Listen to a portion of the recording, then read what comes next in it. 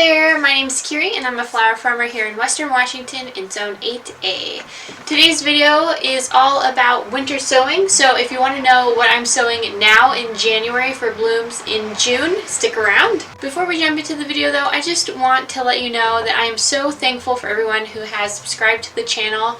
I finally hit the 1,000 subscriber milestone, which if you didn't know is a pretty big milestone in the YouTube community.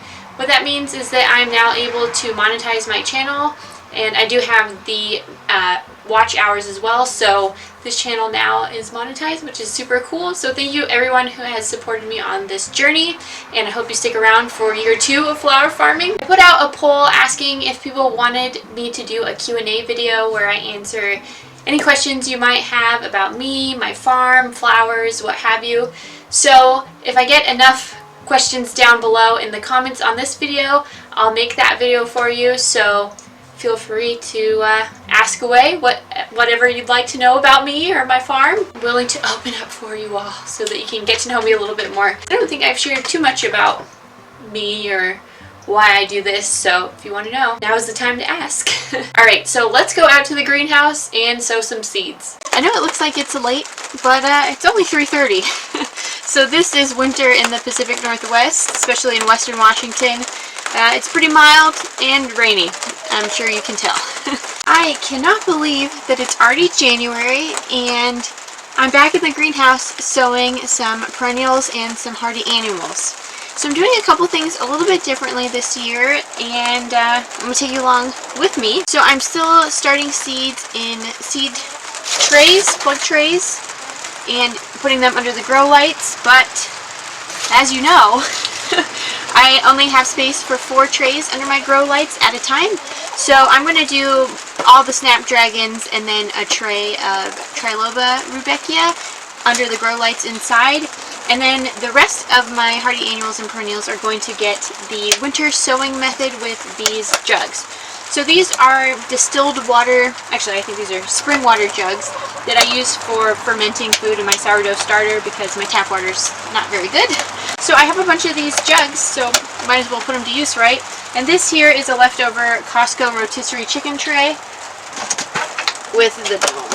If you're not familiar with winter sowing, it's basically sowing things in some kind of mini greenhouse situation. So you've got a dome with ventilation and it is open so that rainwater can get in. So it is actually kind of a self-sufficient, self-maintaining system. Once you sow your seeds, you put them outside where they can get rain access, so don't put them in a carport or somewhere that's covered, and then you just let them be. The method, I've already gone through and done this, is about maybe a third of the way up the container.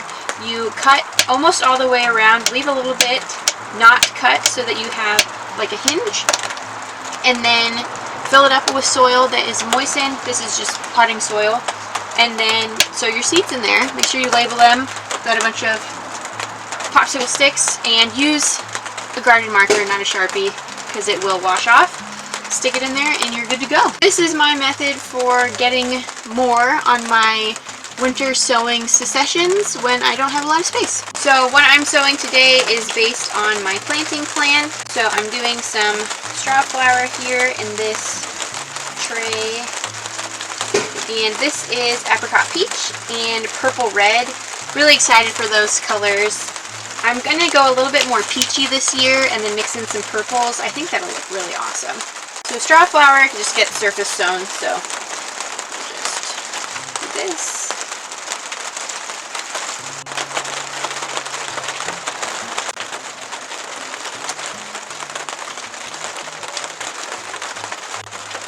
Good to go.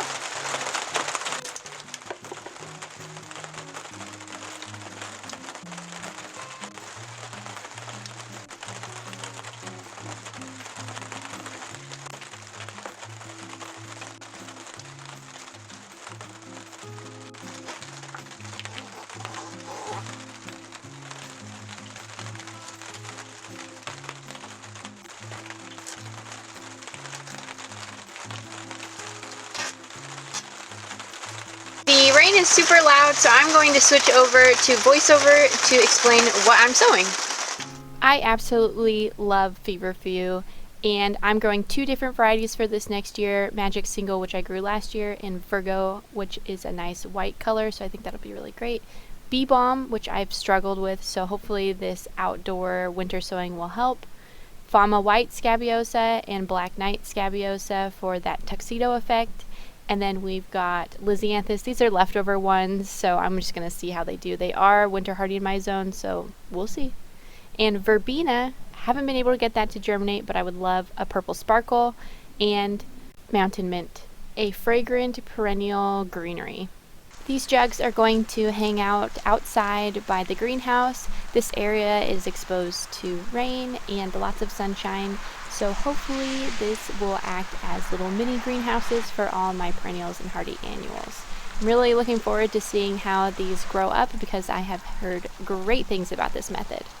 Alright, last thing we got to do today is do the seed trays. So I'm starting with a seedling mix, this one here, and then we're going to moisten it up so it looks like thick brownie batter. Then we're going to fill our trays.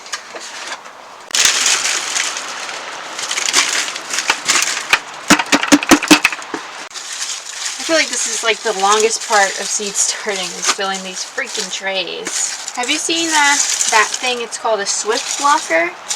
It looks pretty cool. I kind of almost want to give that a try. I've been really intimidated by soil blocking because you got to get the mix right on your seed medium, sowing medium and stuff like that. But that swift blocker looks like you don't really have to worry about that too much. So I'm almost kind of considering it, but that's a pretty big upfront cost for that. Through the magic of video editing, these are filled. And you know what? I'll be honest. Seed starting mix is expensive. I probably should buy it wholesale in bulk. And I haven't gotten around to it yet, so I'm supplementing with potting soil. And that's just the way the cookie crumbles. So let's talk about these snapdragons. I really had a great time growing snapdragons last year.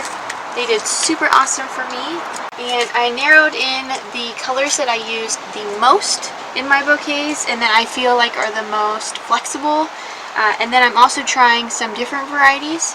So I have Potomac Orange, which I just love that, like sunset color, and that's a really good color because it has a bunch of different colors in it. You know, it's kind of like a gradient. It's got some yellowy colors and oranges, and then it almost kind of goes a little bit red. And those kinds of colors that have some variegation and some variation are really, really awesome because you can mix them between color palettes.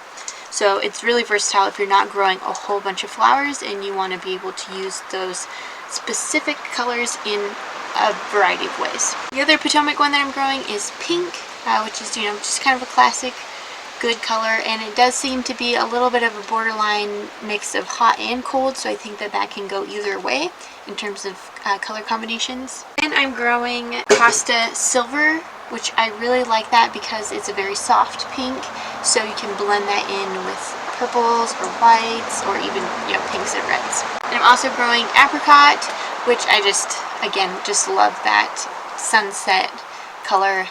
Couldn't live without it. Then this year I'm trying the Madame Butterfly varieties, which fingers crossed that they are reliable because I've heard that they can be a little bit hit or miss. So we're doing red and we're doing white, or ivory I guess is what it's called. So I like red. I know a lot of people don't, but I do, and it works very well with those dark colors that I do have a lot of. And then ivory, you gotta have that as a very classic, you know, neutral, plain color. So if I do have any unplanned weddings that reach out to me, that's a good one to use, and it's very frilly and romantic. I still do have some snapdragons that seem to be perennializing for me, so fingers crossed that those come back next year and I'll just have snapdragons galore, but if not, backup plan. And this is good too because now I'm not growing a bunch of mixes. The other thing that I'm growing a whole tray of is Rudbeckia triloba. So I have heard a lot of good things about this one. I haven't grown it yet, but it seems to be kind of like feverfew, where you're going to get a bunch of stems off of it, and it's a good branching type of flower, and there's very small flowers, and so you're going to fill up bouquets with one stem, which is really awesome because, you know, you kind of, if you're doing mixed bouquets, you need to have that element that's going to add that bulk to your bouquet and take up space and add structure. So I'm trying to cut down on the amount of yellow that I'm growing. I grew a lot of yellow last year, and I think I made it work, but it was a little too much. But this is kind of really one of the only yellows that I'm growing besides the Indian summer rudbeckia and sunflowers, obviously. So this will be good, especially when it comes down to like fall time, to have some yellows. And I can also do like yellow and white, you know, snapdragons and this and the sunflowers earlier in the season. And then I've got that scabiosa, the fama white scabiosa. So I think, you know, there's some nice color combos that I can do with that. The last seed that I'm sowing today is silver dollar eucalyptus. And this is supposed to perennialize here in my zone. So if I could get a eucalyptus tree going, oh my gosh, that would be a game changer. So this takes forever to grow. So I like to put it in this little seed starting tray thing that I got, because it does fit on the little extra bit of grow light space that I do have. So we'll see. Hopefully this grows. I'm really looking forward to it. I love eucalyptus. I love the smell of eucalyptus. I love how it looks in bouquets. So if I could grow my own, oh my gosh, that would be awesome. So awesome. I did grow lemon bush eucalyptus. Let me get it for you. I have 2 survivors because I neglected some of my seedlings and they died, but I have 2 that are doing okay. This is as much as it grew from last December until now. This is a year's worth of growth for me, and the smell, oh gosh, getting it in my eye. Smells like citronella. So I don't know, I'm keeping it going, but I wasn't super impressed with it. So silver dollars should be a lot better. Alright, let's take these inside. Alright, here we are at the grow light setup. And this is where I have been keeping my dahlia tubers in this box here. So the temperature, the low has gotten to 51 degrees in here and the high has been 64. So this is our foyer. I don't know if you can see there's French doors here, so we close this off. So it's a nice cool dry spot to store my bulbs. But now I gotta find the sweet spot between the warmth that these need. These should germinate at about 70, 75 degrees. And then these need to be stored, I think about 50 degrees, honestly. So, I don't know, we'll figure it out. Well, maybe I'll have to move them into the closet here that stays pretty cold too. So that is my winter sowing. I'll give you an update a little bit later on how the jugs are doing outside and how these are doing in here. Okay. Thank you so much for watching, and I'll see you next time.